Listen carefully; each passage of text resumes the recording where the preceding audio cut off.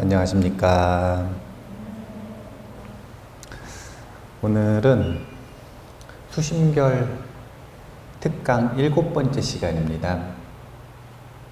송독사에서는 처음 하는데요. 사실은 송독사에 칠판도 없고 해서 약간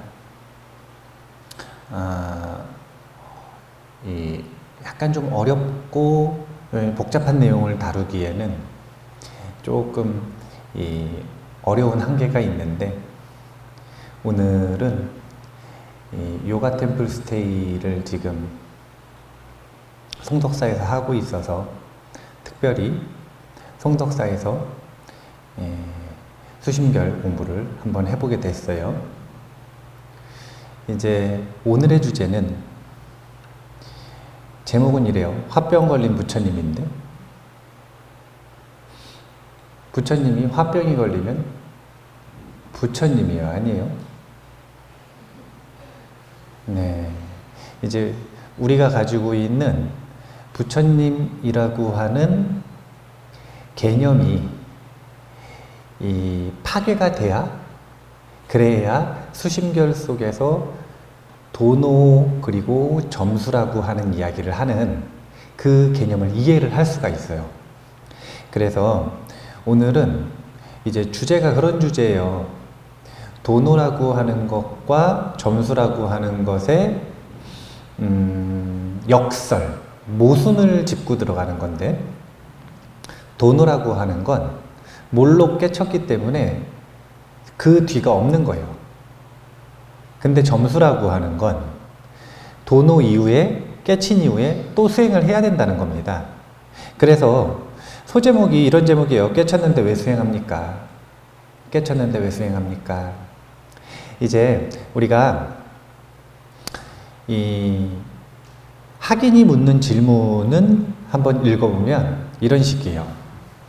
원문에서는 학인이 쭉 설명을 듣고, 도노와 점수에 대한 설명들을 듣고 나서 이런 질문을 합니다. 이미 이러한 이치를 깨쳐서 다시 계급이 없다면 어째서 깨친 뒤에 닦아서 점차로 익히고 점차로 이루는 것이 필요합니까? 앞서 말한 내용하고 같은 내용이에요. 몰로 닦아서 깨쳤다면 깨쳤는데 왜 또 닦아야 됩니까?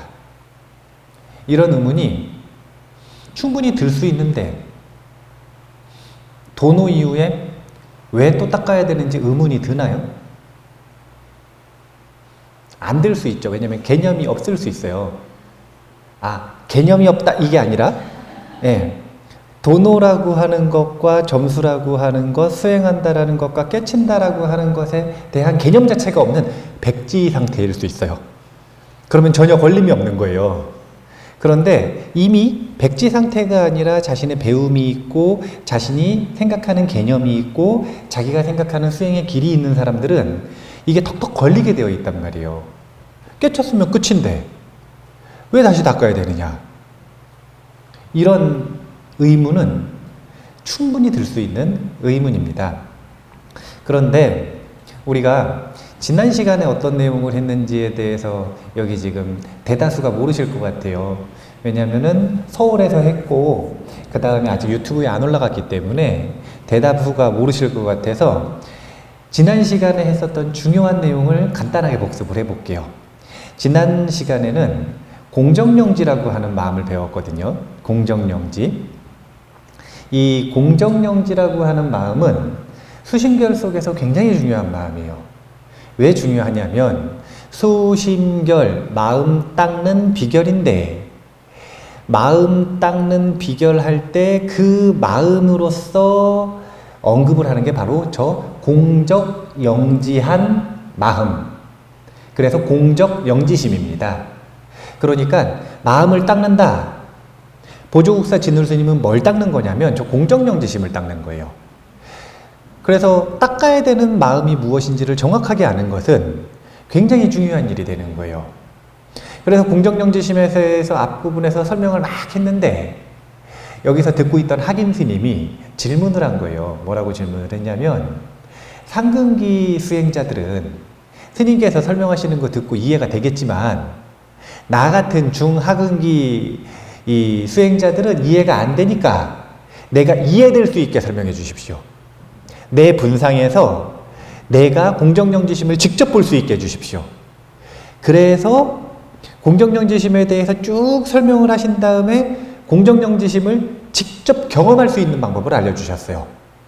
직접 경험할 수 있는 방법을 지금 간단하게 이야기를 해볼 테니까 한번 잘 따라와 보세요. 지금 마음이 복잡한가요? 아니면 차분한가요? 차분한가요? 졸린가요?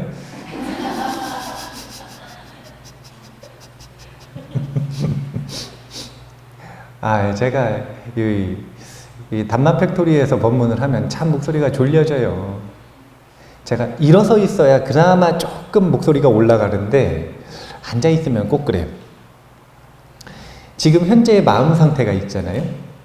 그러면 마음에 지금은 어떨지 모르지만 우리가 일상생활을 살아갈 때 한번 생각을 해보세요. 그러면 마음이 시끄럽습니다.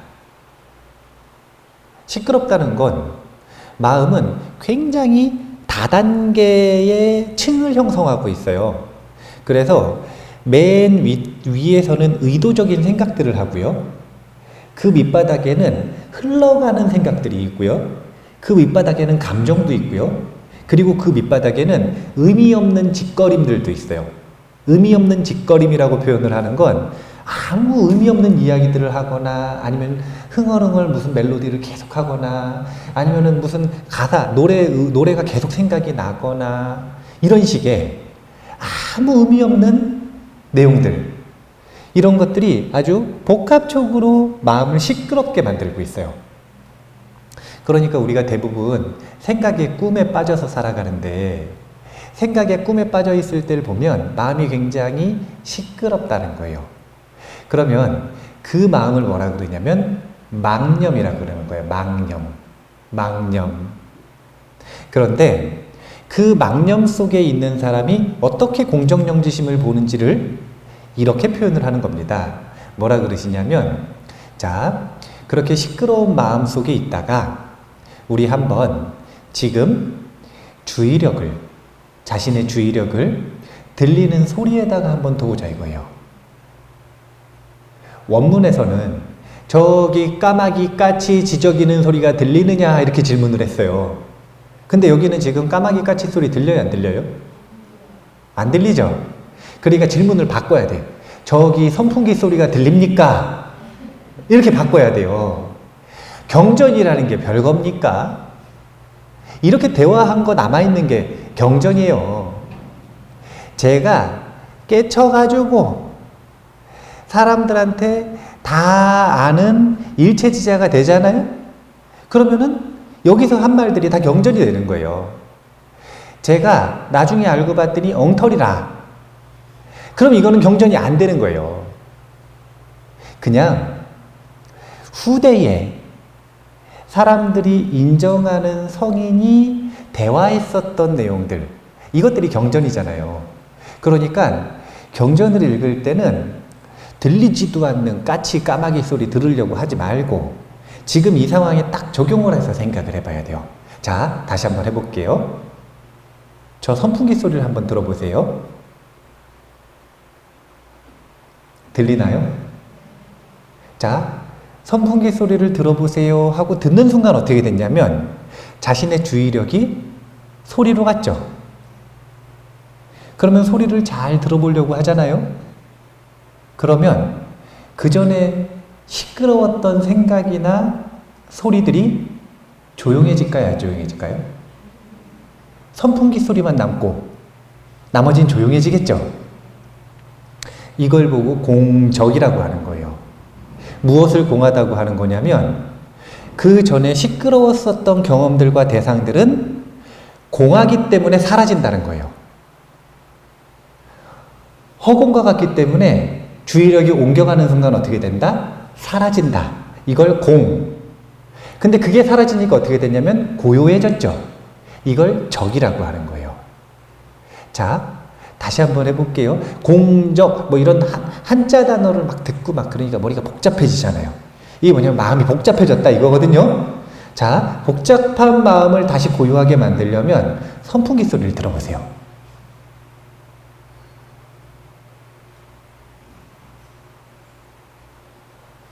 선풍기 소리를 잘 들으니까 어떻게 되냐면 복잡했었던 그 대상들이 실체가 없이 사라져버리고 마음이 고요해졌어요. 이걸 뭐라 그런다? 공적이라고 한다. 그러면 그렇게 고요해지고 대상들이 사라진 그 마음이 아무것도 없느냐? 아무것도 없지도 않다는 거예요. 어떻냐면, 자, 저 선풍기 소리를 다시 한번 들어보세요. 그리고 제가 하는 말을 이제 들어볼까요? 그러면 아무것도 없으면 보통 어떻게 되냐면 소리를 듣다 멍해지거나 얼빠져 버리는 거예요. 그런데 공적해진 마음에서 자, 우리 이런 문장을 다시 한번 이해해 볼까요? 하고 설명을 하면 복잡한 마음일 때 더 이해가 잘 될까요? 조용해진 마음일 때 더 이해가 잘 될까요? 그게 공적해진 마음인데 그 공적해진 마음에는 아무것도 없고 멍한 상태가 아니라 깨어있는 마음이 있기 때문에 신령스러운 지혜가 드러난다는 거예요. 그래서 우리가 닦아야 되는 마음은 뭐냐면 마음이 있는데 번뇌가 이렇게 감싸고 있는 게 아니요. 마음이 번뇌가 활동하는 거예요. 번뇌랑 마음이 둘이 아니라 마음이 있는데 그 마음에 번뇌가 활동을 하는 거예요. 그러면 번뇌가 활동하는 마음을 닦아가지고는 이 마음 닦는 일이 아니라는 거예요. 어떤 마음을 닦아야 되냐면 저 공정영지심을 닦아야 되는데 저 공정영지심은 일단 번뇌를 공적하게 만들어야 돼요. 번뇌를 공적하게 만드는 건 정말 쉽다니까요. 선풍기 소리를 들으면 돼요. 선풍기 소리 가지고 안 되면은 뭐 펜 같은 거 있으세요? 펜? 뭐 스마트폰? 있으셔요? 스마트폰을 보지 말고 스마트폰을 이렇게 만져보세요. 잘 이렇게 만져보세요. 그럼 촉감이 느껴져요? 안 느껴져요? 그럼 그 촉감을 느껴보세요. 그럼 바로 마음이 공적해지는 거예요. 우리의 감각 대상 무엇이든 상관이 없어요. 보이는 것이든 들리는 것이든 맛보는 것이든. 그러니까 사람들이 마음이 복잡하면 맛집을 가는 거예요. 그럼 마음이 공적해지니까.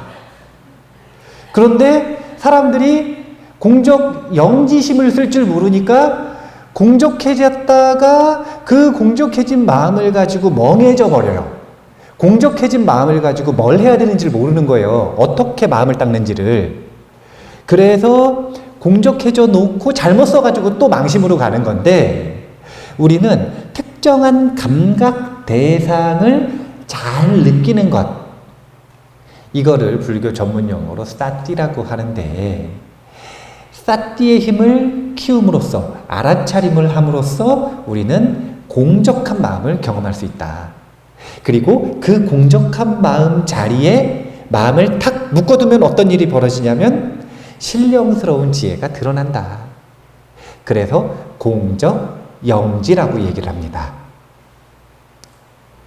어려워요? 네, 어려우신 분들은 수심결 안 보신 거예요. 앞에 수심결을 안 보셨으면 어려울 수 있고 이제 보신 분들은 계속 반복해서 설명을 했기 때문에 어렵지 않을 거예요. 그런데 이 보조국사 진울 스님뿐만이 아니라 수많은 선사들이 바로 저 공정영지심이 열반의 마음이라 그랬어요. 그래서 저 마음이 귀의, 되돌아가서 의지해야 되는 마음의 고향이라고 이야기를 하셨어요. 이걸 일단 정확하게 딱 선언해놓고 시작을 해야 되는 거예요. 우리는 어떤 마음을 닦아야 되는가? 왜 닦아야 되는가? 자, 질문이 두 가지였죠. 어떤 마음을 닦아야 된다는 거죠? 공정영지심을 닦는 거예요. 망심을 닦는 게 아니에요. 망심하고 씨름하는 게 아닙니다. 자, 화가 나요. 그럼 화하고 씨름을 해야 돼요? 일단 공적해줘야 돼요. 화하고 씨름한다고 화 안 없어져요. 화는 증폭되죠. 화가 나면 화하고 씨름을 하는 건 망심하고 씨름을 하는 거고, 그건 망심을 닦을 수 있다고 생각을 하는 거예요. 근데 그건 망심을 키우는 방법입니다. 그렇게 해서는 마음을 다스릴 수가 없어요. 어떻게 해야 되냐면 일단 마음이 공적해져야 돼요. 그럼 어떻게 하면 공적해질까요? 대부분의 사람들이 화나면 뭐 해요? 먹어요. 먹는 거 참 좋아하는 것 같아요. 어쩔 수 없어요. 사람도 동물이라. 식욕, 성욕, 그 다음 수면욕, 이런 게 가장 본능적이고 효과적이기는 해요. 단기적으로. 어떤 사람들은 술을 먹어버리죠. 자, 그러면은 술을 딱 먹으면 그렇게 표현을 해야 돼요. 한 잔 술을 먹으면 어떻게 된다고요? 2잔 술이 들어갔다고. 죄송해요. 술을 좀 먹어봤어야 되는데 술자리에서 이제 좀 배웠어야 말을 아는데 못 배워가지고, 어쨌든 술을 먹으면 근심이 사라진대요. 근데 사람들이 술을 먹잖아요. 마음이 화가 나거나 마음이 시끄러울 때 술을 먹잖아요. 그런 것들도 단기적으로는 효과가 있을 수 있다는 거예요. 왜냐하면 술 먹을 때 복잡한 마음에다가 마음을 둬요? 아니면 술에다 주의력이 가요? 주의력이 다른 데를 가니까 순간적으로 마음이 공적해질 수도 있다는 거예요. 근데 그래 봐야 공적해진 다음에 곧바로 증폭이 돼. 잠깐 마음이 공적해졌다가 곧바로 시끄러움이 2배로 뛰는 거예요. 한 잔 먹으면 마음이 2배로 복잡해지고, 2잔 먹으면 4배로 복잡해지는 거예요. 그걸로 안 되니까 나중에는 신경이 무뎌져 가지고 어리석어질 때까지 먹는 거예요. 이게 뭐냐면 필름이 끊어졌다. 그러면 필름이 끊어진데 그때는 마음이 공적해져요, 안 공적해져요? 공적하죠. 근데 영지예요? 아니면 무기예요? 공적한데 어리석고 깜깜해지는 거죠. 그 마음을 닦는 게 아니라는 거예요. 제가 술 먹는 이야기를 왜 했냐면 그것도 공적해지는 작용이 있기는 있다라는 걸 얘기하기 위해서이기도 하지만 공정영지하고 비교되는 대상이기 때문에 그래요. 공정영지는 마음이 망상에서 벗어나서 하나의 대상에 주의력이 가서 마음이 고요해진 상태에서 뭐가 있어야 되는 거냐면 밝은 깨어있음이 있어야 된다는 거예요. 이게 우리가 닦아야 되는 마음이고, 이 마음을 닦음으로써 우리는 그 마음이 점점 밝아지는 거고, 그 마음이 완전히 밝아질 때 열반의 성품이 드러난다라고 표현을 하는 거예요. 도대체 열반 닛바나 하는데 그 닛바나가 도대체 뭐냐 이거예요. 부처님 당시에는 이 닛바나가 뭔지에 대한 구체적인 설명을 하는 걸 꺼려 하셨어요. 부처님은 몰라서 안 하신 게 아니라 해봐야 그 마음은 마음이 고요해졌을 때 경험하는 마음이지, 이렇게 해가지고 고요해진 마음이 그 마음이라더라 라고 아는 마음이 아니라는 거예요. 그건 그냥 개념을 아는 거지 그 마음이 된 게 아니라는 거예요. 그러면 사람들이 흔히 착각을 하고 그 개념을 쫓아가기 때문에 부처님은 그 마음을 잘 설명을 안 하셨어요. 그런데 선사들은, 그리고 대승불교의 여러 보살들은 그 마음을 잘 설명을 하십니다. 그런 설명 중에 우리가 수심결 속에서 꼭 기억을 해야 되는 건 공적영지. 공하다라고 하는 건 시끄러운 게 공하니까 사라지는 거예요. 사라지니까 고요해졌다는 겁니다. 고요해졌는데 무기력하고 어두워지는 게 아니라 아주 신령스러운 지혜가 드러난다라는 거예요. 자, 망심을 닦아야 돼요? 공정영지를 닦아야 돼요? 일단은 한번 공정정지가 뭔지 지금 얘기를 들으셨죠? 자신의 마음에 공정정지가 있는 것 같아요? 없는 것 같아요? 있는 것 같죠? 네. 이거를 일단 내 마음에 있구나라고 아는 게 굉장히 중요한 발걸음이에요. 대부분의 사람들이 저 공정정지심을 배울 때 저건 너의 마음, 나는 중생이니까 저 마음이 없고 저 마음은 닦아서 찾거나 얻어야 생기는 마음이라고 생각을 한단 말이에요. 그런데 우리가 일상 속에서도 저 공정정지심을 쓰고 산단 말이에요. 쓰고 살아요. 자꾸만 수행을 삶과 분리시켜서 생각을 해서는 안 돼요. 그럼 파이라. 아무리 수행에 대해서 배워봐야 삶에 적용이 안 돼요. 우리는 공부할 때 한번 봐보시오. 공부 좋아하세요? 공부를 좋아하는 이상한 사람들이 있어요. 저는 다른 과목은 다 안 좋아했는데 수학은 되게 좋아했어요. 그래서 수학은 앉으면 8시간씩 풀고 그랬어요. 앉은 자리에서. 그래서 저는 이 샤프를 굉장히 좋아했거든요. 샤프 사모으는 게 취미였어요. 왜냐면은 요 그립감이 좋은 샤프를 가지고 써야, 그래야 이 공식을 딱 쓰고 할 때 정확도가 올라가는 것 같아요.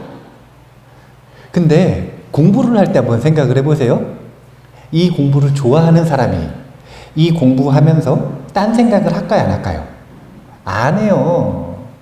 우리 절에 신도가 있는데 그 신도는 시집을 갔는데, 시집을 갔더니 남편이하고 사람들이 속을 시기더래요. 그럼 속 시기면 마음이 시끄러워져요, 안 시끄러워져요? 그러면 수학의 정석을 폈답니다. 그리고 수학의 정석을 풀었대요. 그럼 마음이 어떻게 돼요? 공적해지죠.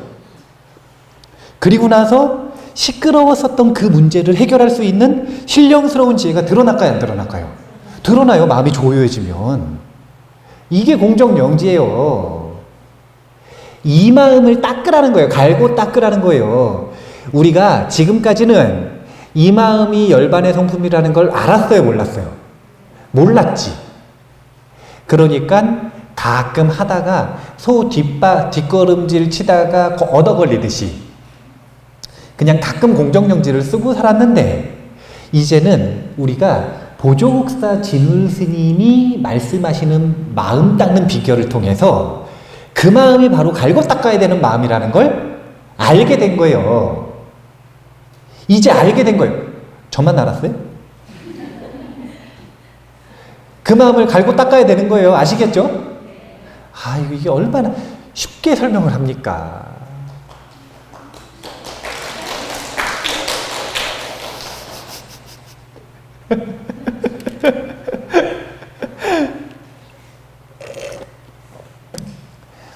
그 진울 스님이 그 질문을 들으시더니 이렇게 대답을 하셨어요.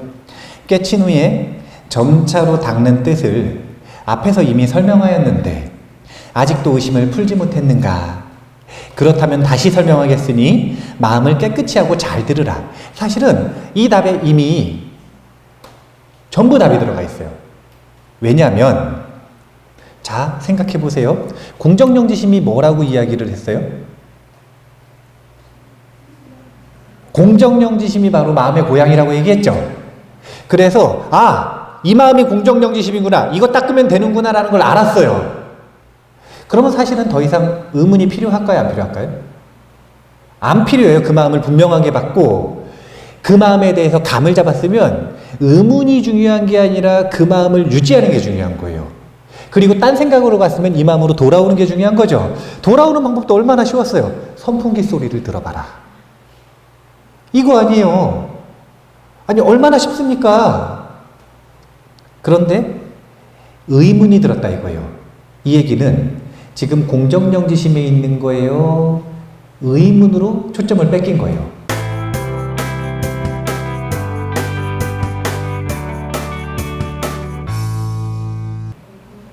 의심으로 주의력을 뺏겨버렸죠.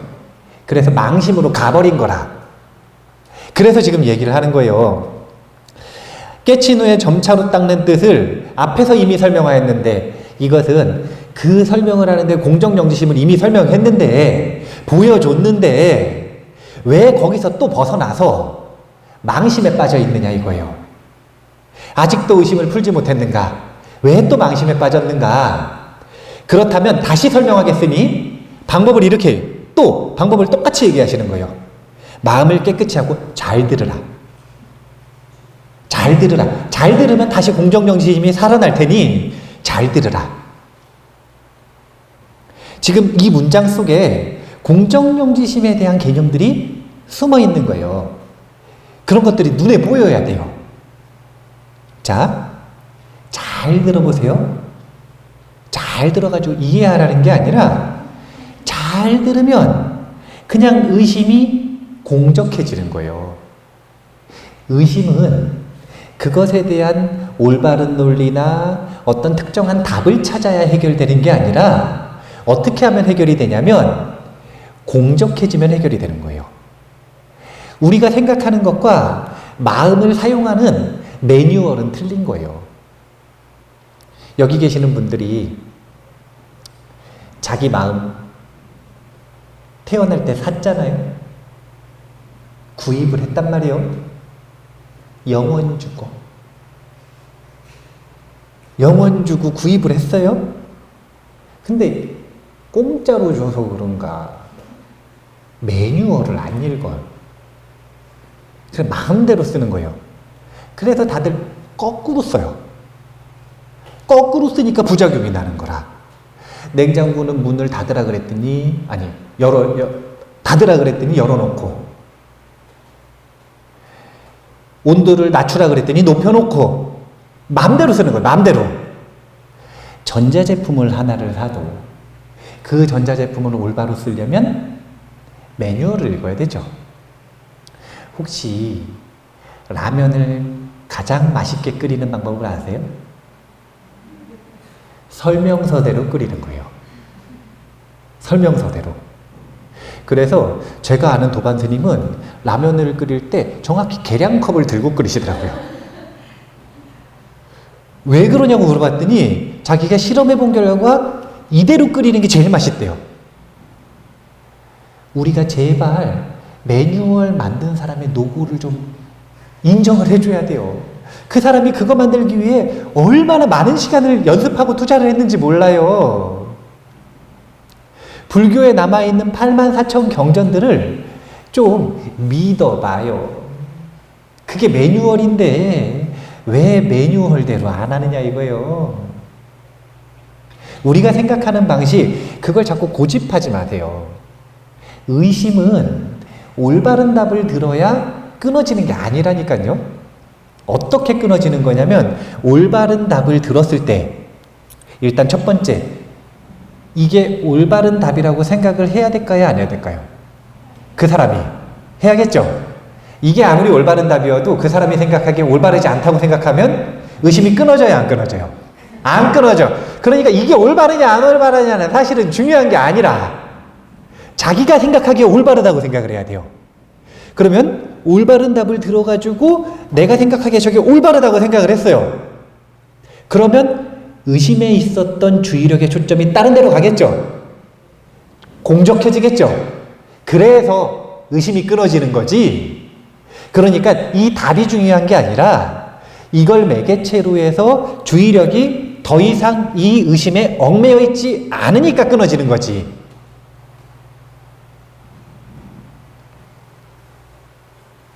답이 중요한 게 아니라니까요. 제가 지금 정말 중요한 이야기를 하는 거예요. 마음의 문제를 해결하는 맞는 키 같은 이야기를 하는 거라니까요. 마음의 모든 문제는 뭐로부터 일어나는가? 망심에 사로잡혀 있는 것으로부터 일어난다. 그 망심이 질투든 탐욕이든 분노든 의심이든 아니면은 수치심, 죄책감, 아니면은 무기력, 흥분, 그게 무엇이든 상관없이 그 모든 망심은 무엇으로 근본적으로 해결이 되는 거냐면 공적해지면 해결이 되는 겁니다. 얼마나 쉬워요. 생각을 해보세요. 이게 더 쉬운가 저게 더 쉬운가? 마음이 산란한 사람은 어떤 수행을 해야 될까요? 예? 마음이 산란한 사람은 호흡을 보는 수행을 해야 돼요. 호흡을 보는 수행. 호흡을 보는 수행. 그러면 마음이 무자비한 사람, 막 잔인하고 막 화 잘 내고 막 이러는 사람, 이런 사람은 자비관 수행을 해야 돼요. 그리고 마음이 어리석은 사람은 무슨 수행을 해야 될까요? 인연관이라고 하는 수행을 해야 됩니다. 마음에 음욕, 성욕이 강한 사람은 어떤 수행을 해야 될까요? 부정관이라고 하는 수행을 해야 돼요. 이런 식으로 응병여약, 그 마음의 증세에 따른 수행법들이 있어요. 근데 이 모든 수행법들을 하나하나 그에 걸맞는 걸 대처해서 익히는 게 편할까요? 아니면 곧바로 공정정지심을 연습하는 게 편할까요? 그걸 못하니까 수식관을 시키는 거고, 그걸 못하니까 자비관을 시키는 거고, 그걸 못하니까 인연관을 시키는 거고, 그걸 못하니까 부정관을 시키는 겁니다. 곧바로 마음이 공정해지면 망심으로부터 자유로워지는 거예요. 마음을 깨끗이 하고 잘 들어보셔야 돼요. 범부는 아득한 옛날부터 지금까지 5가지 세계에 흘러다니어 나고 죽으면서 나라는 생각에 굳게 집착하여 뒤바뀐 망상과 무명으로 오랫동안 지금의 성격을 형성하여 왔다. 비록 금생에 이르러 자기의 성품이 본래 공적하여 부처와 다름이 없음을 단박에 치더라도 오랫동안 익혀온 옛 습성은 갑자기 없애기가 어렵다.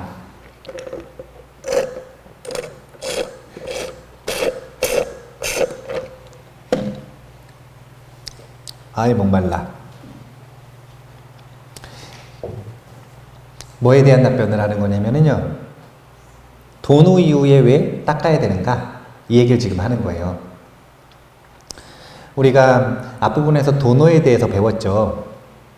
도노는 뭐였냐면요, 공정정지심, 이것이 바로 열반의 성품 불성이다. 이것을 닦아야 된다. 이것을 내가 가지고 있다. 이것에 대한 확신을 도노라고 했어요. 수심결 1회 때부터 들으신 분 계시나요? 처음 들을 때보다 이젠 좀 익숙해요, 안 익숙해요? 처음 들을 때는 어쩌면 저항감이 일어날 수도 있어요. 왜냐하면 제가 불성을 너무 쉽게 얘기하니까. 유튜브 보시는 분들 싫어하시는 분들 많거든요. 제가 법문하는 거 싫어하시는 분들 많아요. 왜냐하면 자꾸 수행을 너무 쉽게 얘기한다 이거예요.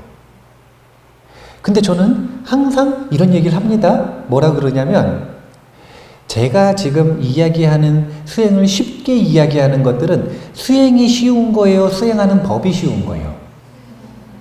수행하는 법은 쉬운 거예요. 근데 수행은 어려울 수 있어요. 지도를 읽는 건 쉬운 거예요. 근데 그 지도대로 가야 할 곳을 가는 건 어려울 수 있어요. 이건 분명한 차이가 있습니다. 그러면 지도대로 가는 게 어려우니까 지도를 읽는 방법도 어렵게 설명을 해야 돼요? 그러면 가고 싶어요, 안 가고 싶어요? 안 가고 싶지. 일단 지도를 읽는 거라도 쉬워야 될 거 아니에요. 그래야 마음이 날 거 아니에요. 지도를 읽는데 왜 영어를 읽어야 돼요, 꼭? 아니, 지도를 읽는데 왜 꼭 한문으로 읽어야 돼요? 지도를 읽는데 왜 저기 인도 사람들도 모르는 산스크리트어를 가지고 읽어야 돼요?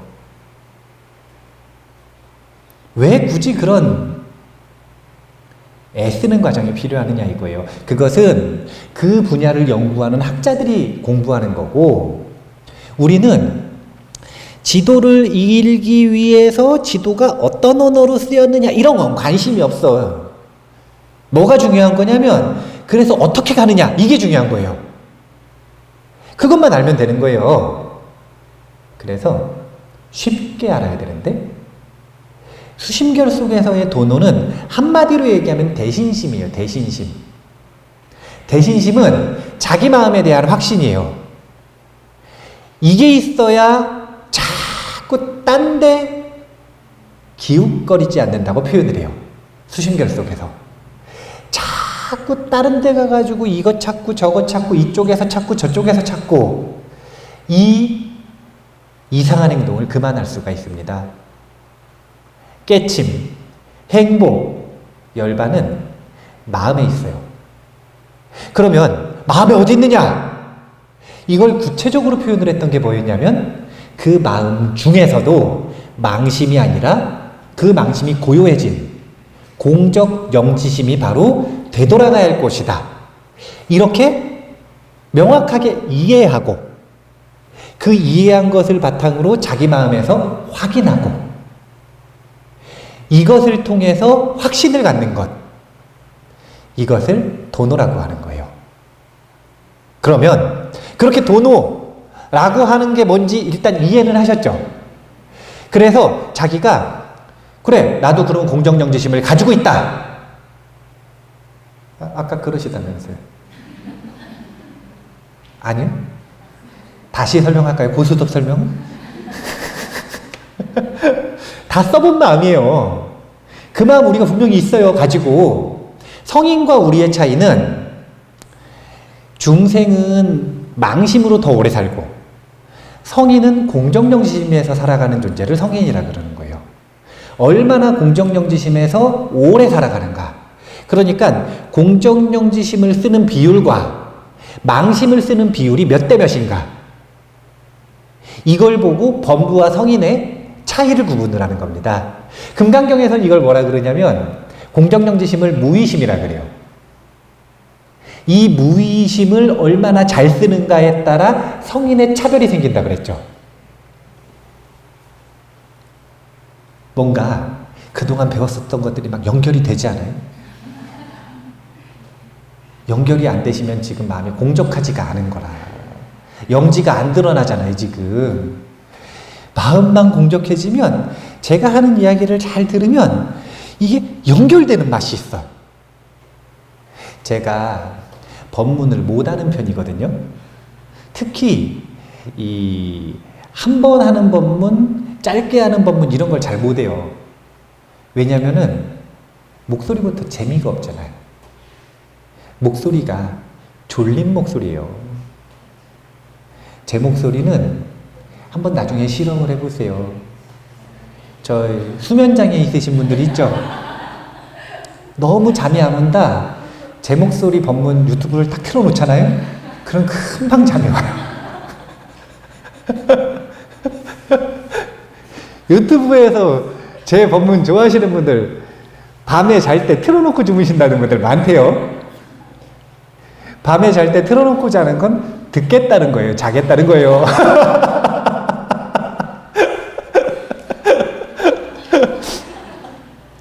그리고 또 막 관심을 끌고 막 흥미롭고 이런 얘기들을 처음부터 하는 스타일이 아니기 때문에 제 법문이 가지고 있는 장점은 연달아서 들었을 때 이 앞부분에서 기초로서 쌓아들이는 그 개념들이 쌓였을 때 그때부터 드러나는 거예요.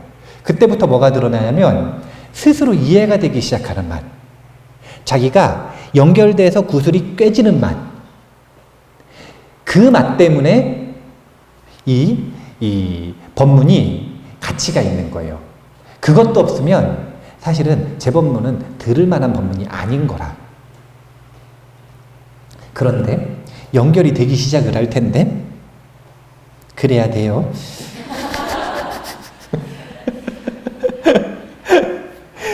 여기 보면 비록 금생에 이르러 자기의 성품이 본래 공적하여, 이게 뭐냐면 공적이죠.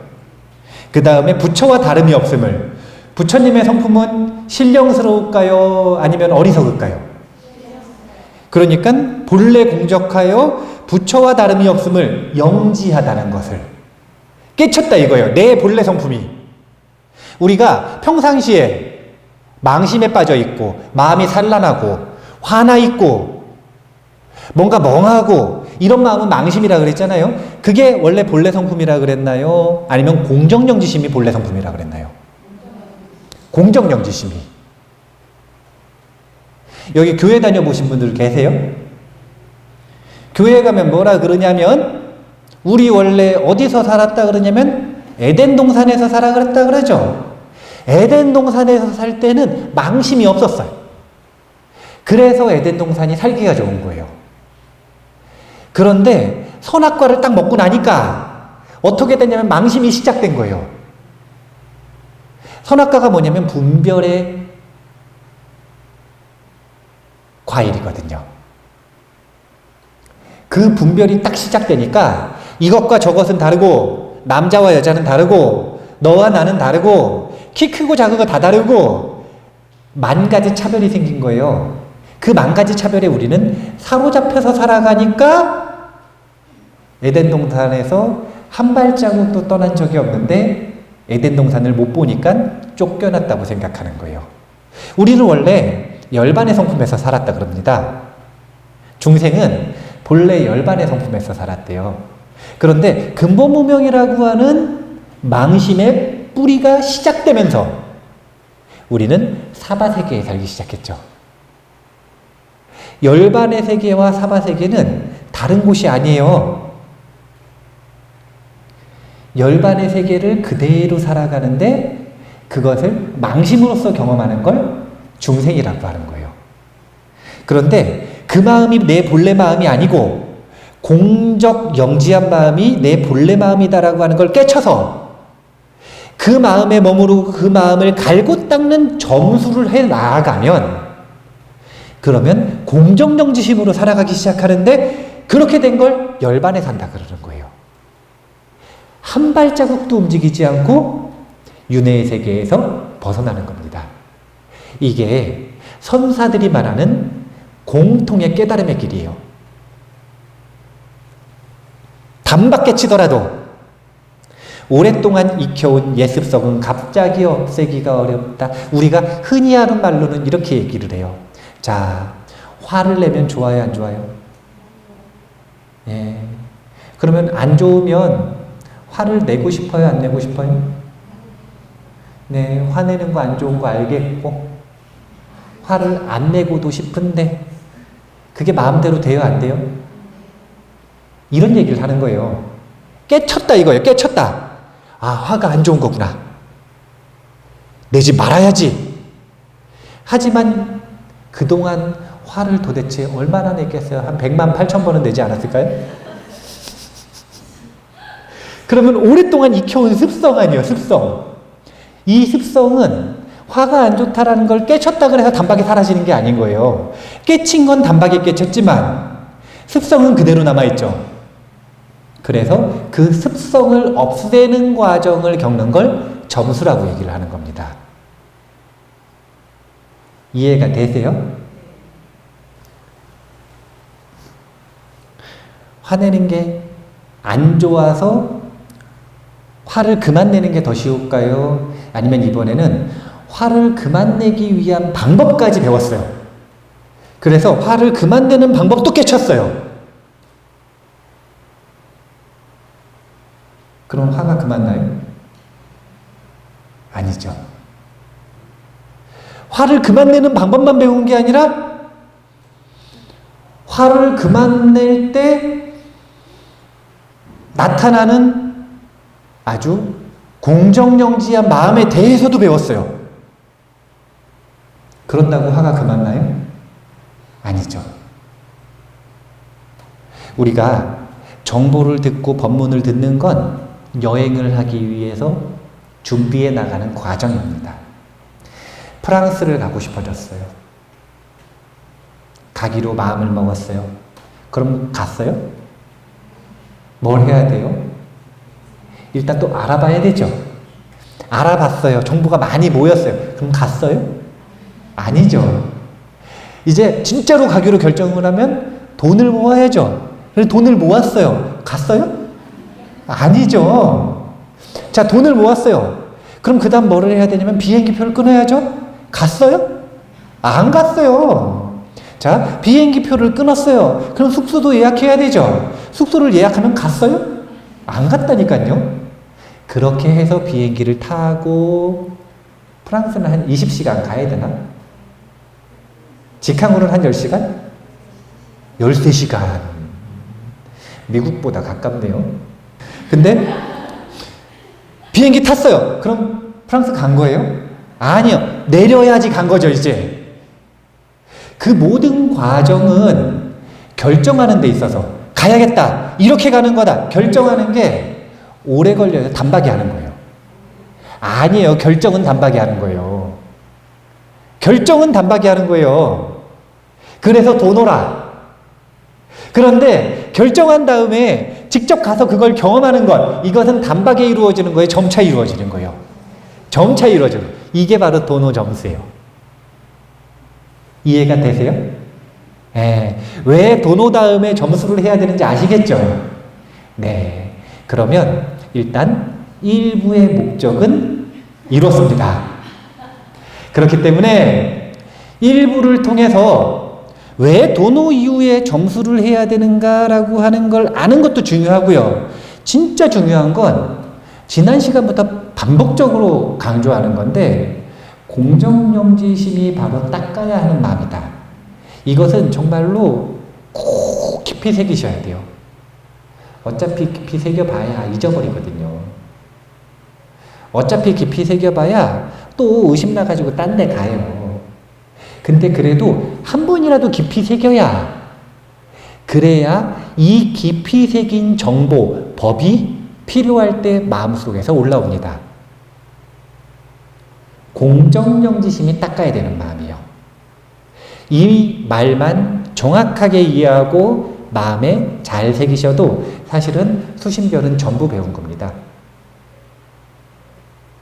계속 반복해서 이야기할 거예요, 어차피. 그러면은 다음 시간에는 제가 뭘 할 거냐면은요, 사이비교주에게 빠지지 않는 법을 얘기를 할 거예요. 뭐가 사이비인지, 사이비교주에게 빠지지 않는 게 왜 중요하냐? 사람들이 사이비를 너무 좋아해요. 사람들이 아무리 똑똑한 척 해봐야 순진해가지고, 왜 순진하냐면 매뉴얼을 안 읽었기 때문에. 속여먹기가 진짜 쉬워요. 제가 나쁜 마음 먹고 여기 있는 분들 속여먹으려고 마음 먹으면 진짜 쉽게 속일 수 있거든요. 조심하셔야 돼요. 그래서 저를 조심해야 되는 기준을 알려드리겠다 이거예요. 만약에 제가 그렇게 행동을 하거나 그런 말들을 하기 시작하면 사이비로 변했구나. 이렇게 생각을 하시면 되는 거예요. 그렇게 우리가 다음 시간에는 정말 중요한 공정영지심에서 벗어나서 어떻게 사이비가 되는가, 왜 사이비가 되는가, 그리고 어떻게 사이비를 피할 수 있는가, 이 이야기를 한번 해보도록 하겠습니다. 자, 10분 쉬었다가 다시 할게요. 감사합니다.